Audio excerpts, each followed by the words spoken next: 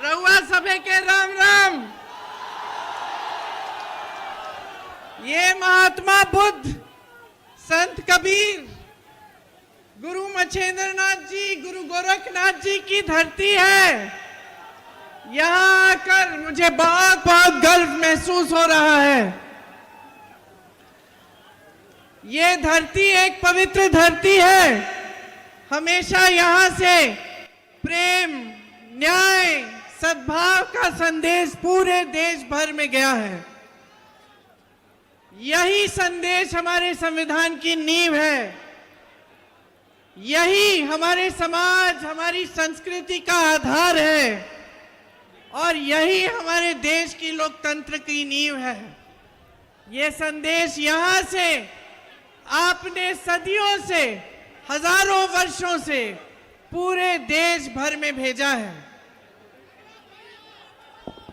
लेकिन आज बहनों और भाइयों, क्या हालात हैं देश के? कैसी राजनीति चल रही है? प्रेम और सद्भावना की राजनीति है? नहीं, ये आपके लिए सरकारें चल रही हैं क्या? प्रदेश की और केंद्र की? किसके लिए चल रही हैं?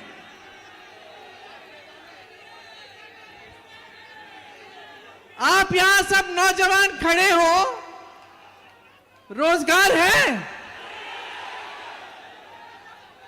देश में 70 करोड़ लोग बेरोजगार हैं आज।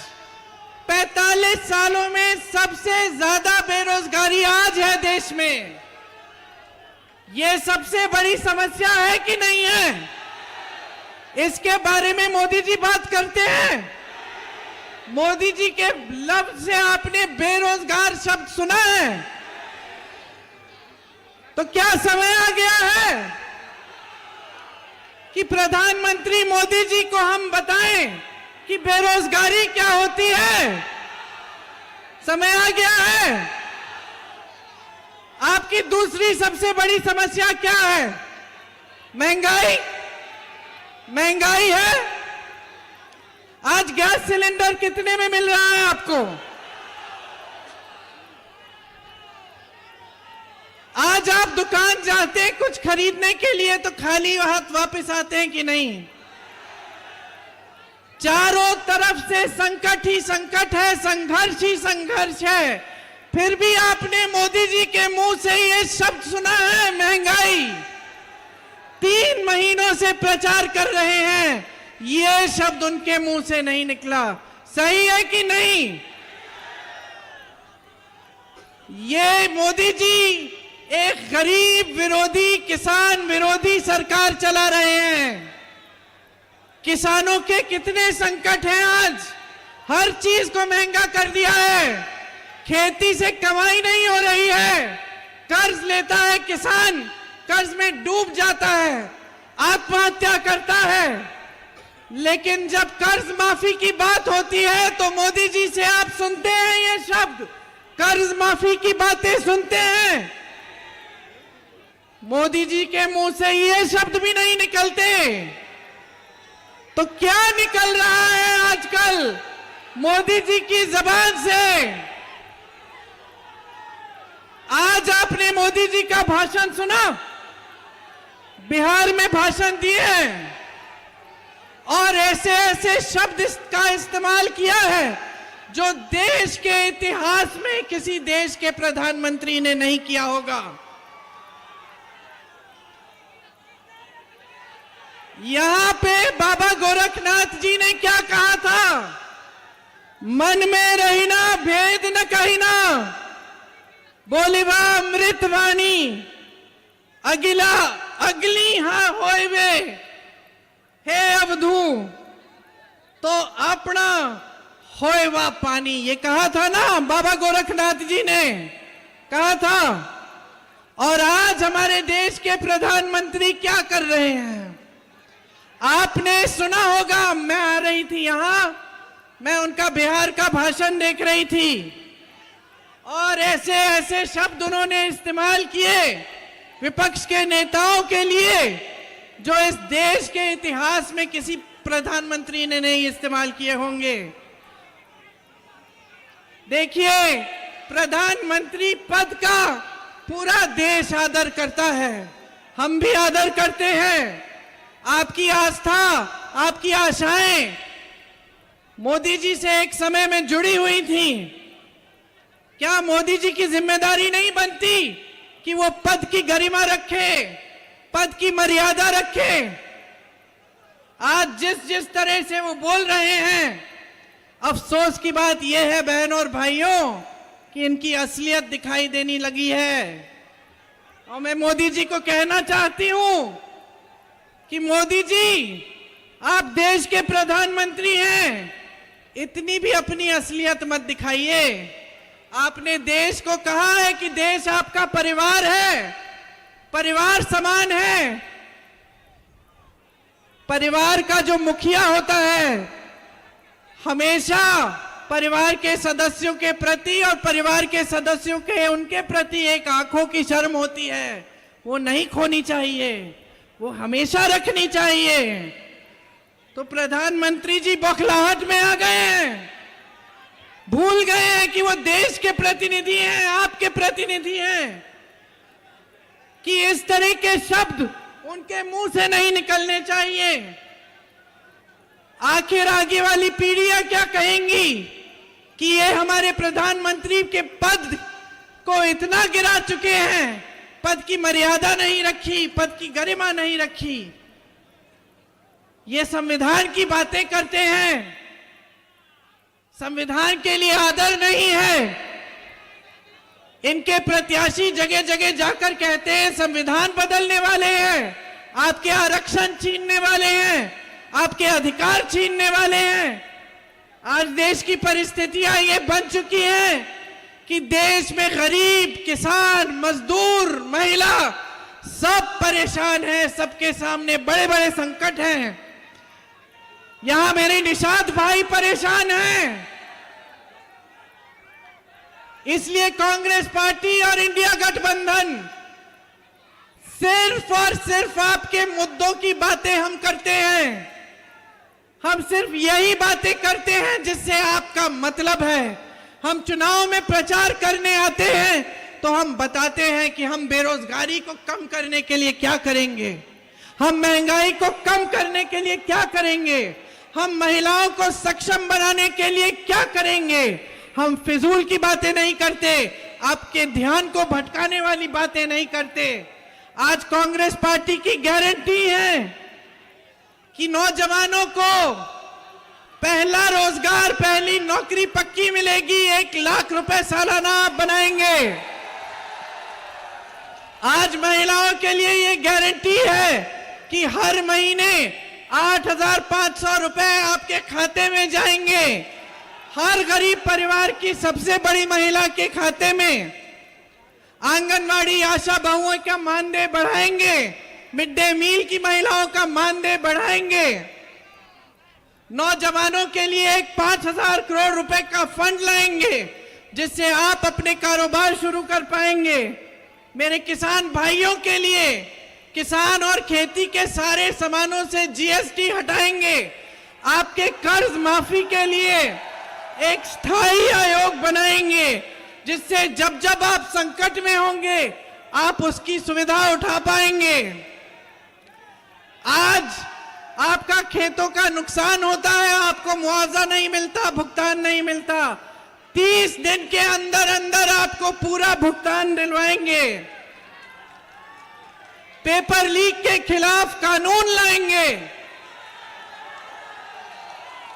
जितने भी सरकारी नौकरियों के लिए जो आवेदन है उनकी फीस रद्द कर देंगे, निःशुल्क आवेदन होंगे। पढ़ाई के लिए आप कर्ज लेते हैं तो वो कर्ज माफ किए जाएंगे। श्रमिकों के लिए दिहाड़ी 400 रुपए से कम कोई नहीं दे पाएगा आपको। किसानों के लिए हम कानूनी अधिकार बनाएंगे कि आपको न्यूनतम समर्थन मूल्य मिलना ही पड़ेगा। मेरे निषाद भाइयों की यहां बड़ी संकटें हैं, बड़ी मुश्किलें हैं, उनके लिए हम बीमा लाएंगे, एक पहचान पत्र आएगा और आपके आपके लिए खास बीमे की स्कीम आएगी, आपके अधिकारों को हम मजबूत करेंगे। यहां कुशीनगर में 10 में से 6 चीनी मिलें बंद हुई। कप्तानगंज का मिल बंद हुआ, लक्ष्मीगंज का मिल बंद हुआ, रामकोला का मिल बंद हुआ, पडरौना का मिल बंद हुआ, कटकुइया का मिल बंद हुआ, छितौनी का मिल बंद हुआ। यह है भाजपा की सरकार आपके लिए।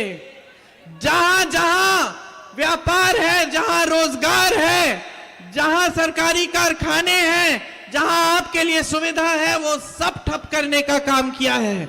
सिर्फ अपने बड़े बड़े खरबपति मित्रों के लिए इन्होंने अपनी सरकार चलाई है। उनके 16 लाख करोड़ रुपए माफ हो जाते हैं। यहां के बुनकरों के लिए 1 रुपया माफ नहीं होता, एक स्कीम नहीं आती। हर तरफ से आप घिरे हुए हैं, छुट्टे जानवर से घिरे हुए हैं। इस समस्या को हल करने के लिए कुछ नहीं किया गया है। आपके स्थानीय कारोबार सब संकट में है। कुशीनगर का एयरपोर्ट खुलता है, 5 महीनों से कोई फ्लाइट ही नहीं आ रही है। अब चुनाव आया है तो शुरू हो गई, और भ्रष्टाचार ही भ्रष्टाचार है। पूरी केंद्र की सरकार इलेक्टोरल बॉन्ड्स की स्कीम से चंदा लेने में व्यस्त, लेकिन आपके लिए काम करने में कोई व्यस्त नहीं है। आज हर तरफ से आप पर हमला हो रहा है, इस देश के लोकतंत्र पर हमला हो रहा है, और आपको सावधान और सतर्क रहना पड़ेगा। ये जो आपका अधिकार है, जिसके जरिए आप 1 तारीख को समाजवादी पार्टी की प्रत्याशी, इंडिया गठबंधन की प्रत्याशी को जिताने जा रहे हैं, ये अधिकार सबसे मजबूत, सबसे शक्ति से भरा हुआ अधिकार है आपका। संविधान बदलने की बात यह है कि ये अधिकार भी कमजोर हो जाएगा। सतर्क रहिए, जागरूक रहिए, ऐसी सरकार लाइए जो आपके लिए काम करके दिखाए। ये तमाम नौजवान जो यहां खड़े हैं, जो बेरोजगार हैं, आप सबको रोजगार दिलवाने का काम हमारा गठबंधन करेगा। ये हमारी गारंटी है। और आप सबने इतनी ध्यान से मेरी बातें सुनी है। ज्यादा लंबा भाषण नहीं देना चाहती, क्योंकि आप अखिलेश जी का भी इंतजार कर रहे हैं, धूप बहुत है। ये मैं जरूर कहूंगी कि इस चुनाव में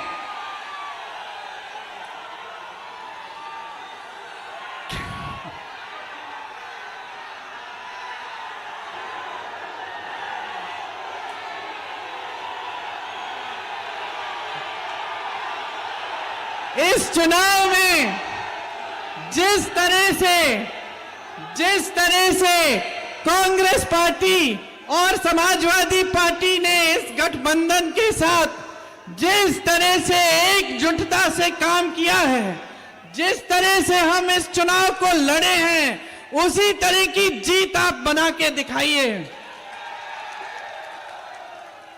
आपके सामने जो नेता आकर स्तरहीन बातें करते हैं, मोदी जी की तरह कभी भैंसों की बात करते हैं, कभी मंगलसूत्र की बात करते हैं, लेकिन बेरोजगारी, महंगाई की बात नहीं करते, उनको रास्ता दिखा दीजिए। उनसे पूछिए, आप कह रहे हैं कि इंडिया गठबंधन के लोग आकर बिजली चुराएंगे। पूछिए मोदी जी, 10 सालों में इतनी बड़ी बड़ी बिजली की बिल जो हमें मिल रही है, ये तो आपके राज्य में मिल रही है। भैंसों की बात करते हैं, पूछिए कि ये जो आवारा पशु की जो समस्या है, ये किसके कार्यकाल में बनी है, किसके कार्यकाल में शुरू हुई है। ये इनसे सवाल पूछिए, जागरूक बनिए, और 1 तारीख को इनका मार्गदर्शन करिए, दिखाइए इनको कि बेरोजगारी क्या होती है और किस तरह से आप अपनी समस्याओं का सामना कर रहे हो। आप सबने बहुत ध्यान से मेरी बातें सुनी। एक बार जोर से मेरे साथ कहिए जय हिंद। एक और बार जय हिंद। एक और बार। और अब अखिलेश जी अपना भाषण करेंगे। धन्यवाद। मैं देख रहा हूं जहां पंडाल में इस दोपहरी में थोड़ा बहुत छाया मिल रही है, पंडाल पूरा हमें भरा दिखाई दे रहा है। जहां पंडाल में और पंडाल के बाहर जहां कोई व्यवस्था नहीं है धूप से बचने की, उसके बावजूद भी दाएं और बाएं और मंच के चारों तरफ अपने गमछे से धूप बचा करके जो खड़े, मैं आप सबका बहुत बहुत आभार और धन्यवाद देना चाहता हूं। और इस बार मुझे गोरखपुर और आसपास के क्षेत्रों से जो संदेश मिल रहे हैं और जो माहौल बता रहा है और जो यहां पर जोश और उत्साह देखने को मिल रहा है, इस बार न केवल गोरखपुर, बांसगांव और आसपास जितने भी लोकसभा क्षेत्र हैं उसमें सभी के सभी इंडिया गठबंधन के प्रत्याशी जीतने जा रहे हैं। मैं यहां पर दो लोकसभा के जो उपस्थित हमारे साथी हैं उनसे मैं निवेदन करना चाहता हूं, जहां काजल निषाद जी आपके बीच में समाजवादी पार्टी की प्रत्याशी हैं, वहीं सदल प्रसाद जी जो कांग्रेस पार्टी के प्रत्याशी हैं, इन दोनों साथियों को एक एक वोट देकर के साइकिल और कांग्रेस के चुनाव चिन्ह पंजे पर ऐतिहासिक वोट देकर के इनको सफल बनाने का काम करना।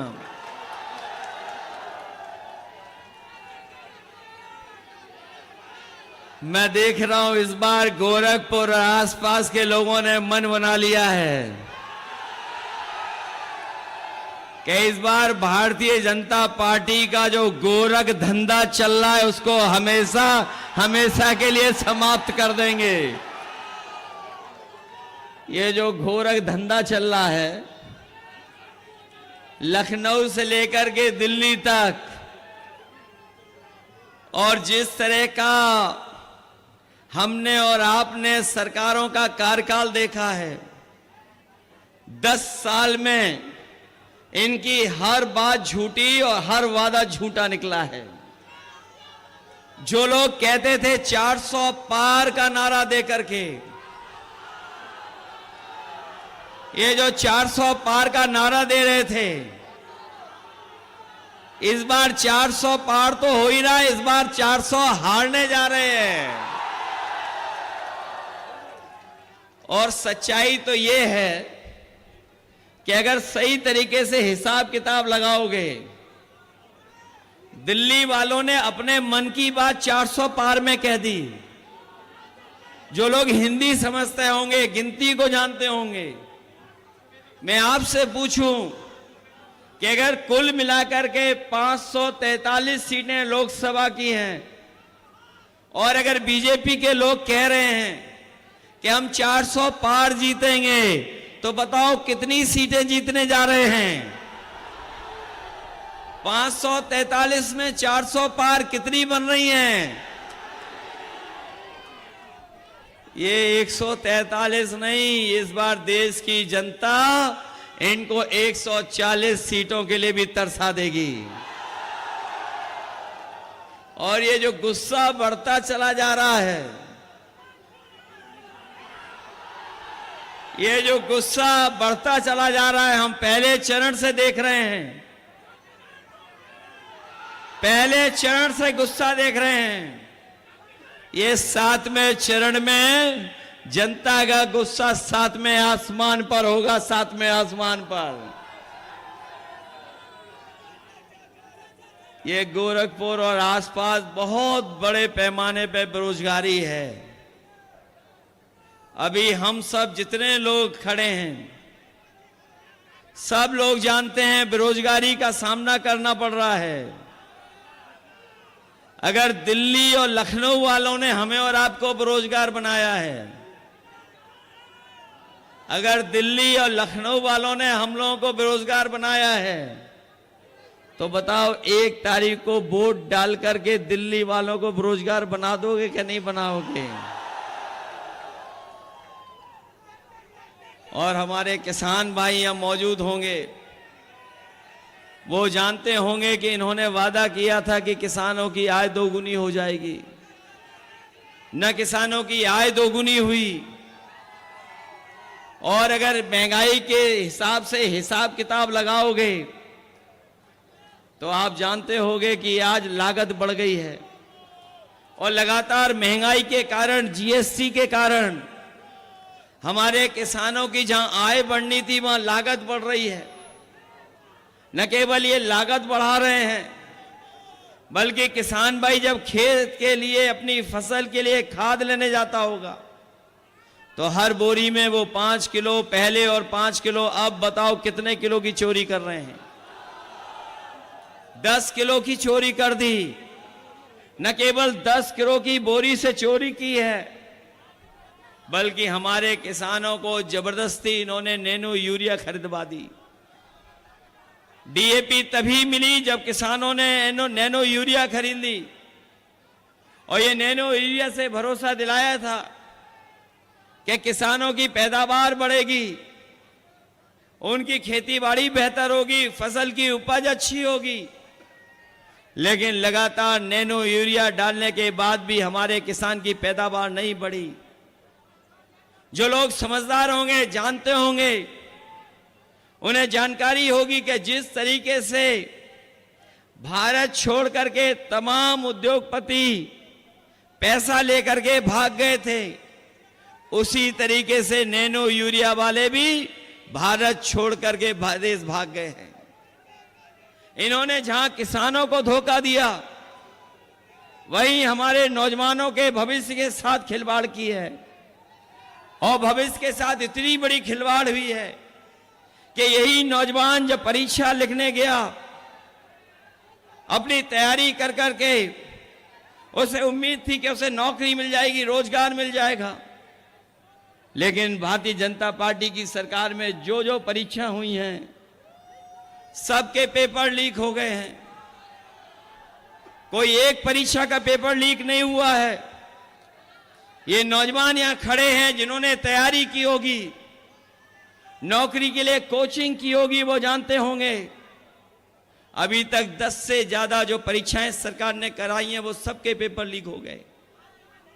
और हाल ही में जो पुलिस भर्ती की नौकरी निकली थी, जिसके लिए इन्होंने कहा कि हमने पूरी तैयारी की है, कोई परीक्षा पेपर लीक नहीं होगा, लेकिन जब नौजवान अपनी परीक्षा देकर के घर लौटा तो उसे पता लगा कि उसकी भी परीक्षा का पेपर लीक हो गया।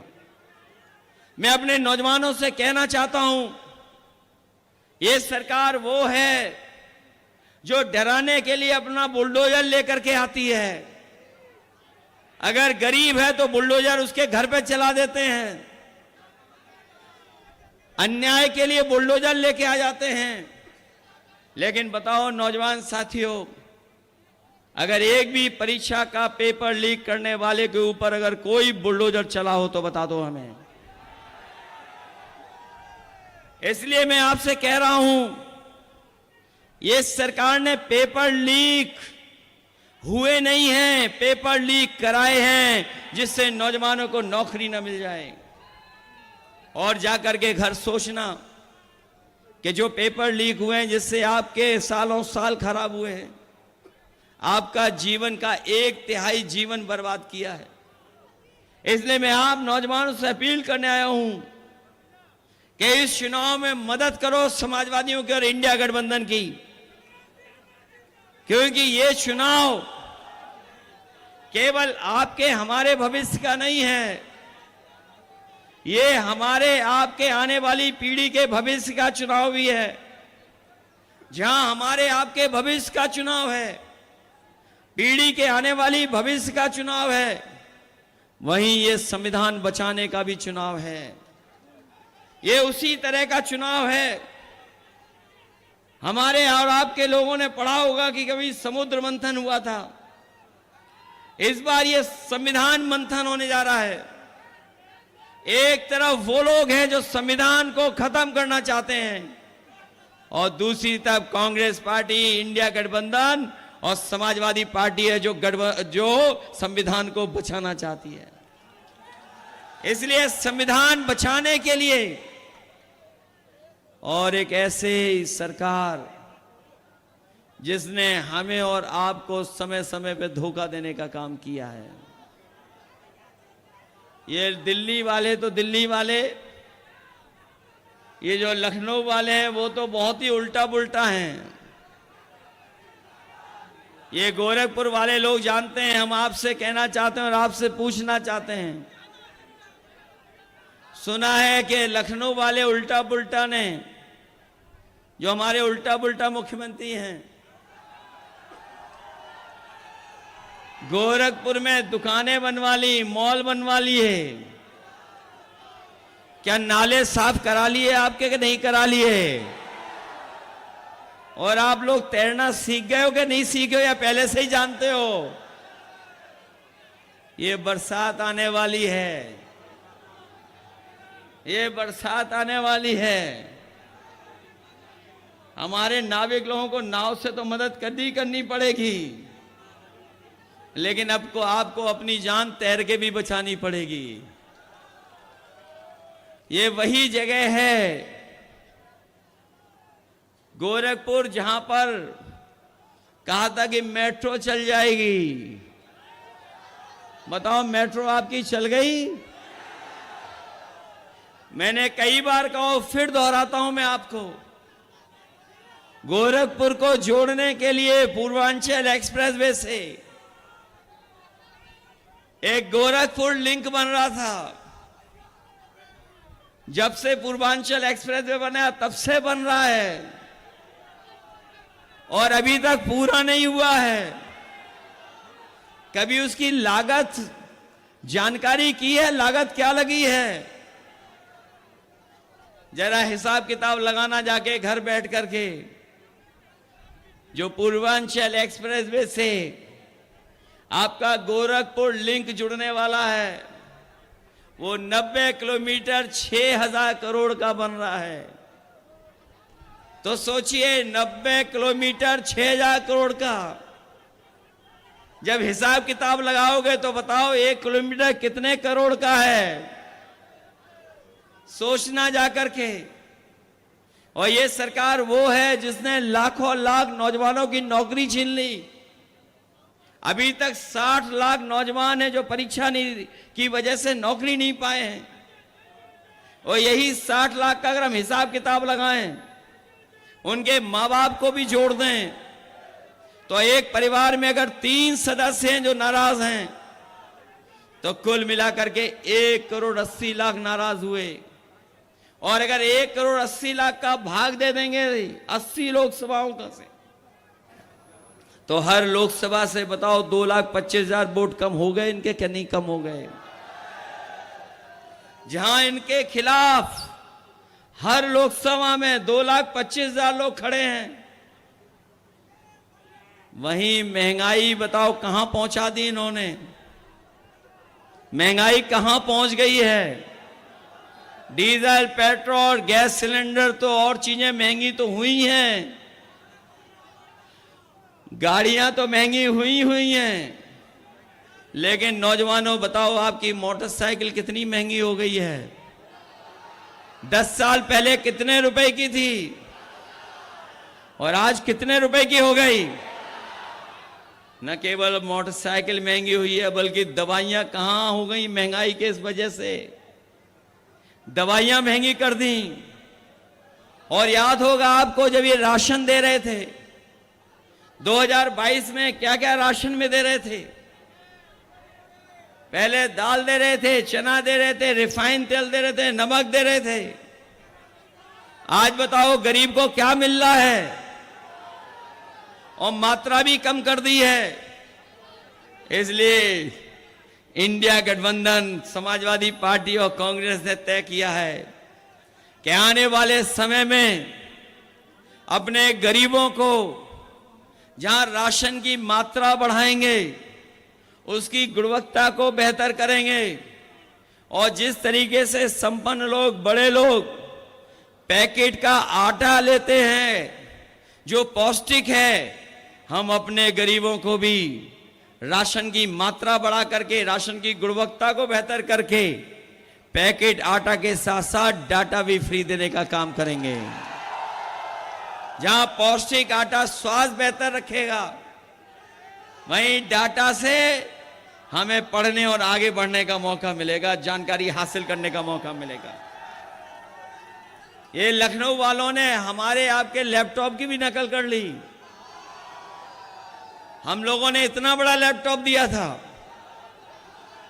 वादा तो इन्होंने भी किया था लैपटॉप का, लेकिन बताओ क्या दिया आपको? और इतना रद्दी दिया है कि घिसते रहो। बताओ वो चलता है क्या? और आपकी समाजवादी सरकार में एम्बुलेंस भी दी थी, जिसमें गांव गरीब की मदद हो जाए, लेकिन वो भी अब खराब कर दी। न केवल खराब की है, समाजवादियों ने एम्स के लिए जमीन दी, लेकिन अभी एम्स बना है, लेकिन गरीबों का भी इलाज नहीं हो पा रहा है वहां पर। यहीं पर मेडिकल कॉलेज में 500 बेड का सुपर स्पेशलिटी हॉस्पिटल बच्चों का दिया था। बताओ उस अस्पताल में और क्या बढ़ा दिया जिससे गरीबों को सुविधा मिल रही हो? और इस जगह तो ऐसा गोरख धंधा चल रहा है कि पुलिस को पकड़ रही है, चोर पुलिस को पकड़ रही है। और जो समाजवादियों ने 100 नंबर शुरू किया था, वो 112 हो गया। और जब से 112 हुआ, हमारे पुलिस के भाइयों को भी लगा कि जब नंबर बढ़ गया तो हमें भी रेट बढ़ा लेना चाहिए। बताओ गोरख धंधा चल रहा है कि नहीं चल रहा है? केवल यही गोरख धंधा नहीं है, इसके अलावा इलेक्टोरल बॉन्ड से भी पैसा वसूल लिया। कितना वसूला है इलेक्टोरल बॉन्ड से पैसा? हजारों करोड़ वसूला, बड़ी बड़ी कंपनियों से वसूला, जिन कंपनियों का मुनाफा नहीं था उनसे भी वसूल लिया, दवाइयों की कंपनी से पैसा वसूल लिया। और सुनने में आ रहा है कि जो मीट एक्सपोर्ट करते हैं उससे भी 250 करोड़ रुपए वसूल लिए इन्होंने। बताओ 250 करोड़ वसूल लिए कि नहीं वसूल लिए? और फिर हमें और आपको इन्होंने वैक्सीन लगवा दी। किसी को नहीं छोड़ा जिसको वैक्सीन न लगवाई हो। अब तो पता लग गया होगा कि वैक्सीन से बीमारी हो रही है, और कुछ लोगों को जल्दी हार्ट की बीमारी हो जा रही है। और हमें और आपको तो जबरदस्ती लगाई, इन कर्मचारियों को भी जबरदस्ती लगा दी है। और अब वही कंपनी वाले कह रहे हैं कि जो वैक्सीन लगी है वो हम वापस ले लेंगे। बताएं हमारे उल्टा पुल्टा मुख्यमंत्री जी, क्या जो लगी हुई शरीर में वैक्सीन कैसे वापस आएगी? जहां हमारा किसान परेशान है, वहीं बताओ गोरखपुर वालों, हमारे शहर के रहने वालों, हमारे मुख्यमंत्री जी का प्रिय जानवर आपको परेशान कर रहा है कि नहीं कर रहा है? कितना परेशान कर रहा है आपको? ट्रैफिक की व्यवस्था भी संभाले हुए आजकल, इसलिए सावधान हो कि नहीं हो आप लोग? इसलिए मैं आपसे विशेष निवेदन करने आया हूं। जहां पर समाजवादी पार्टी की प्रत्याशी काजल निशाल लड़ रही हैं, मेयर लड़ी थी, मेयर में जीत गई होती, लेकिन बताओ हरा दिया उन्हें कि नहीं हरा दिया? ये तो देश में आज गिनती ज्यादा वोटों की हो रही है, सबसे पहले ज्यादा वोटों की गिनती कहां हुई थी? अभी तो कोर्ट में मामला गया है, पता नहीं हम लोगों को न्याय मिलेगा कि नहीं मिलेगा। लेकिन गोरखपुर वाले लोग जानते होंगे, जितने वोट पड़े नहीं उससे ज्यादा कहां पर गिने गए थे वोट? बताओ, मेयर के चुनाव में गिने गए थे कि नहीं गिने गए थे? इसलिए मदद करिए काजल निषाद जी की भी। और दूसरे कांग्रेस पार्टी के प्रत्याशी हैं सदल प्रसाद जी, बताओ मदद करोगे उनकी? अभी मैं सुन रहा था उनसे कि हम इतनी बार पीछे रह गए हैं, लेकिन इस बार समाजवादियों ने तय किया है कि सदल प्रसाद जी भी जीत करके जाएंगे। मदद करोगे कि नहीं करोगे मदद? और मैंने देखा इधर, पहले चुनाव से देख रहा हूं मैं, जितने बंबई वाले चुनाव लड़ रहे थे उन्होंने पहले ही बंबई की टिकट कटवा ली। एक उनके प्रत्याशी मेरठ वाले, वोट डाला, टिकट लेकर के वो वापिस बंबई चले गए हैं। एक दूसरी और प्रत्याशी अमेठी से लड़ी थी, वोट खत्म होते ही बताओ बंबई चली गई कि नहीं चली गई? सुना है यहां भी बंबई वाले हैं बहुत छुट्टी पे रहते थे। एक साल में कितने दिन छुट्टी पे रहते थे? और उनके ज्ञान के बारे में तो पता होगा कि यहां दाह संस्कार होगा तो कहां पहुंचोगे सीधे? याद है कि नहीं याद है? कितनी छुट्टी पे रहते थे सांसद जी?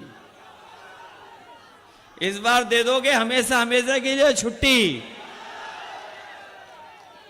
छुट्टी दे दोगे हमेशा? अगर बीजेपी वालों के पास कलाकार है तो हमारे पास भी एक कलाकार है, और वो कलाकार यहां के भारतीय जनता पार्टी के सांसदों के लिए एक स्पेशल गाना बनवा के लाया है। बताओ, ऐसे सांसद जो आपके बीच नहीं रहे उन्हें खारिज करोगे कि नहीं खारिज करोगे? इस चुनाव में संविधान बचाओगे? इसलिए लड़ाई बड़ी है। अगर आपको वोट पे जाने से रोका जाए तो रुक तो नहीं जाओगे? ये गोरखपुर वाले हैं, कोई ना कोई रास्ता तो ढूंढ ही लोगे बूथ पे पहुंचने का। अगर कोई रोके रुक तो नहीं जाओगे?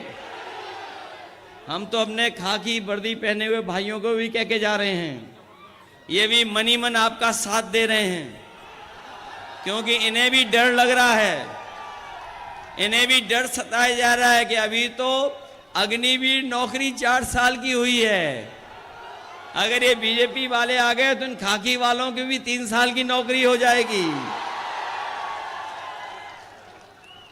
इसलिए मदद करिए और सब मिलकर के इस बार इंडिया गठबंधन को जिताओ। इंडिया गठबंधन जीतेगा तो किसान का कर्ज माफ होगा, नौजवान को नौकरी मिलेगी, हमारी गरीब माताएं बहनें उनके अकाउंट में 1 लाख रुपया आएगा, 30 लाख जो नौकरियां हैं और जो फौज की नौकरी है उस नौकरी को बढ़ा करके अपने नौजवानों को पक्की नौकरी और पक्की वर्दी पहनाने काम करेंगे। इसलिए मदद करिए। बहुत बहुत धन्यवाद। बड़ी से बड़ी खबर, क्राइम से लेकर राजनीति तक किस नेता ने 5 साल में क्या काम कराया।